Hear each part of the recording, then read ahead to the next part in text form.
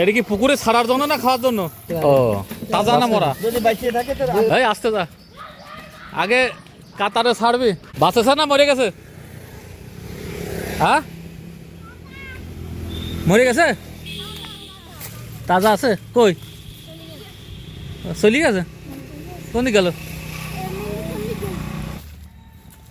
আস্তে আস্তে আস্তে দা দে দে দে দে দে এই কোনায় ছাড় মরিয়ে দিতে যায়।